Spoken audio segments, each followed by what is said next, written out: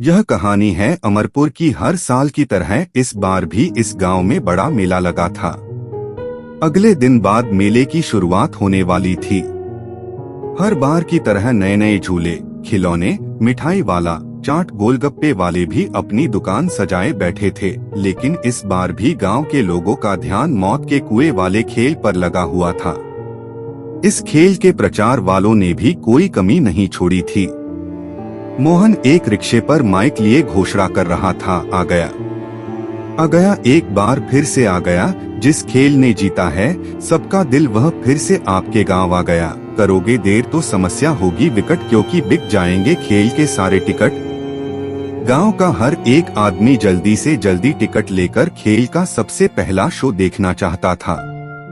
अगले दिन खेल का पहला शो था, लेकिन उसी रात गांव में एक अजीबोगरीब घटना घटी।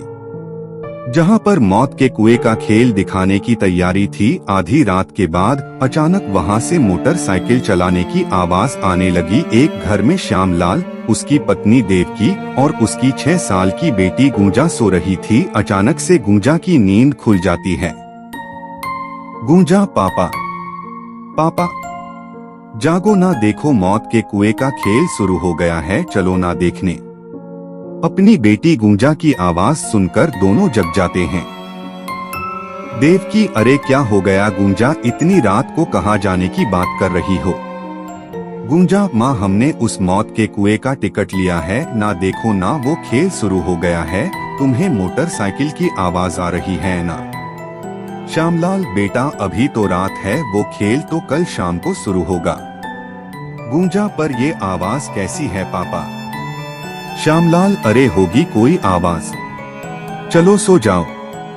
गूंजा सो गई, लेकिन जैसे रात बीत रही थी मोटरसाइकिल की आवाज बढ़ती जा रही थी। कुछ देर बाद मोटरसाइकिल की आवाज आनी बंद हो गई और वहां से एक औरत और बच्चे के रोने की आवाज आने लगी।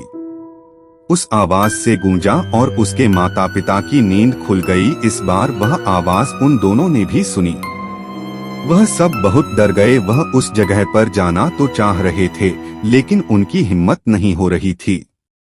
अगली सुबह जब उन लोगों ने गांव वालों से यह बात बताई तो उनकी बातों पर किसी ने ध्यान नहीं दिया, क्योंकि उनके सिवा वह आवाज किसी ने नहीं सुनी थी। इसका शायद ये भी कारण रहा हो कि गूंजा का घर मेले वाले मैदान के पास में था। उसी शाम देवकी, श्यामलाल और गूंजा मेला देखने गए। चारों ओर लोगों की भीड़ थी। कोई झूले पर बैठा चिल्ला रहा था, तो कोई नए खिलौने हाथ में लिए मुस्कुरा रहा था, कोई जलेबियां देखकर लार टपका रहा था, तो कोई गोलगप्पे के दुकान पर बिना गिने गोलगप्पे खा रहा था। लेकिन गूंजा को तो इंतजार था मौत के कुएं का खेल शुरू होने का। वहां भी कई सारे लोगों की भीड़ थी। लोगों खेल चालू करने के लिए कह ही रहे थे कि मोटरसाइकिल स्टार्ट करने की आवाज आई। मोटर का चालक एक्सेलरेटर बढ़ाए जा रहा था। बाइक की आवाज पूरे मेले में गूंज रही थी। दर्शक बाइक की आवाज से रोमांचित हो रहे थे। कई लोग तो सीटियां भी बजाने लगे थे। लेकिन इस बीच लोगों ने देखा कि मौत के कुएं में एक छोटी सी बच्ची बैठी रो रही है। लोगों ने आवाज लगाई कि ये किसकी बच्ची है, कोई उस बच्ची को निकालता। उसके पहले ही लोगों ने देखा कुएं के अंदर अचानक एक औरत भी आ गई। उसका चेहरा बड़ा डरावना लग रहा था। वह बच्ची उसके गोद में जाकर बैठ गई। लोगों ने देखा कि जब वो रहे हैं तो उनके आंखों से आंसू नहीं बल्कि खून निकल रहे हैं। कुछ ही देर में वो दोनों उड़ते हुए बाहर आ गए। जिसने भी यह देखा वह बस एक ही आवाज में चिल्लाया, भूत भूत। सभी लोग बाहर निकल आए। मौत के कुएं के मालिक तक ये बात उसके कर्मचारियों द्वारा पहुंची। उसे बहुत गुस्सा आया और बोला, ये क्या बकवास है और तुम लोगों ने ये क्या भूत भूत लगा रखा है? पूरे मेले में चहल पहल है और यहाँ भूत की रट लगा रखी है। लगता है तुम लोगों का काम करने का मन नहीं है, बस मुफ्त की पैसे चाहिए तुम्हें। चलो अगले शो की तैयारी करो। लेकिन अगला शो भी बिल्कुल खाली रहा, क्योंकि ये अफवाह फैल गई थी कि मौत के कुएं में भूत है। अब तो मालिक का गुस्सा 7वें आसमान पर पहुंच गया और सारा गुस्सा अपने स्टाफ पर उतार दिया। उसी रात जब मालिक गहरी नींद में था, तभी उसे तेज तेज बाइक चलाने की आवाज आई। उस आवाज से उसकी नींद खुल गई। वो गुस्से में बड़बड़ाता हुआ गया। वहां पहुंचते ही वह जो देखा उसे अपने आंखों पर विश्वास नहीं हुआ। उसने देखा कि मौत के कुएं में एक आदमी लगातार बाइक चलाए जा रहा है। वह आदमी अपना सिर नीचे कर रखा है। मालिक ने उसे बुलाया, लेकिन मोटरसाइकिल के चालक ने कोई जवाब नहीं दिया। दूसरी ओर ये आवाज आसपास के पूरे गांव वालों को सुनाई दे रही थी। सभी को आश्चर्य हो रहा था कि आखिर इतनी रात को ये आवाज कैसी है। सभी को डर भी लग रहा था। फिर भी कुछ लोगों ने हिम्मत की और गांव के सरपंच जी के साथ में मेले में पहुंचे। गुंजा भी श्यामलाल के साथ वहां पहुंची। वहां उन लोगों ने भी वही दृश्य देखा जो मौत के कुएं का मालिक देख रहा था। वह आदमी अब भी लगातार बाइक चलाए जा रहा था। तभी फिर से वही औरत और बच्ची अचानक से वहां आ गई। सभी गांव वाले उस औरत और बच्ची को गौर से देख रहे थे। तभी जो आदमी बाइक चला रहा था उसके सिर से खून बहने लगा। उसके खून से मौत के कुएं की पूरी दीवार लाल हो गई। कुछ देर बाद वो औरत और बच्ची उसी तरह रोने लगे। अब तो सारे गांव वालों की हालत खराब हो गई। किसी को कुछ समझ नहीं आ रहा था कि आखिर ये लोग हैं कौन। तभी मौत के कुएं का मालिक फिर से चिल्लाते हुए कहता है, अरे सुन नहीं रहे हो? तुम कौन हो? तुम लोगों को क्यों डरा रहे हो? क्यों तुम मेरे खेल को बदनाम कर रहे हो?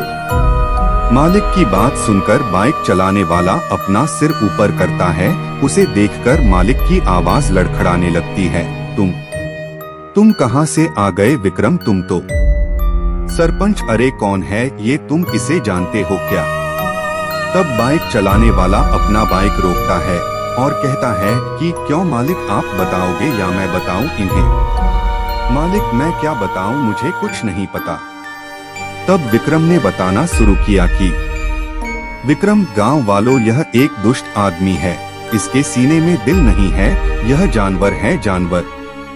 मेरा नाम विक्रम है। मैं पिछले साल तक इसके साथ काम करता था। आप तो जानते हैं कि मौत के कुएं में गाड़ी चलाना हर दिन मौत से गले लगाना जैसा काम है। मैं हर रोज अपने परिवार और इसके लिए जान की बाजी लगाकर मोटरसाइकिल चलाता था, पर उस दिन शायद मेरा दिन खराब था। किसी दूसरे गांव में मेला लगा था। मैं अपना खेल दिखा रहा था कि अचानक मोटरसाइकिल का एक्सीडेंट हो गया और मेरा सिर कुएं के दीवार से जा टकराया। लगातार खून बहता रहा और मैं बेहोश हो गया और फिर मेरी मौत हो गई।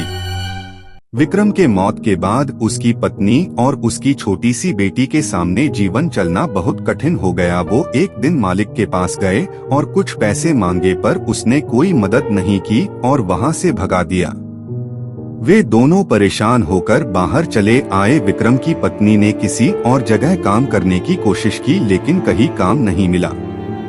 भूखे प्यासे सड़क पर भटकते कई दिन बीत गए और फिर भूख से उन दोनों की भी मौत हो गई। विक्रम, गांव वालों, आप लोग ही बताइए, मेरा और मेरे परिवार का क्या दोष था जिसकी हमें सजा मिली? अरे हम तो कलाकार हैं, इसी से हमारी रोजी चलती है। लेकिन कल को कोई हादसा हो जाता है तो मालिक हमें मरने को छोड़ देता है। हम पूरा जीवन आपके खुशी के लिए, आपके मनोरंजन के लिए काम करते हैं और बदले में हमें क्या मिलता है? विक्रम की बात सुनकर गांव वालों ने उस मालिक को मारने के लिए घेर लिया। मालिक, अरे मुझे छोड़ दो, मुझसे गलती हो गई। सरपंच, हम तुम्हें एक ही शर्त पर छोड़ेंगे कि तुम अपने यहाँ काम करने वालों की गारंटी लोगे कि उन्हें कुछ हो गया तो उस परिवार को बेसहारा नहीं छोड़ोगे। अरे आजकल तो बीमा होता है, क्यों नहीं सबका बीमा करवा देते? सरपंच की बात मालिक मान गया। उसने सभी काम करने वालों का बीमा करवाया। विक्रम जीते जी अपने और अपने परिवार के लिए कुछ नहीं कर पाया, लेकिन मरने के बाद अपने साथियों का भविष्य सुरक्षित कर दिया।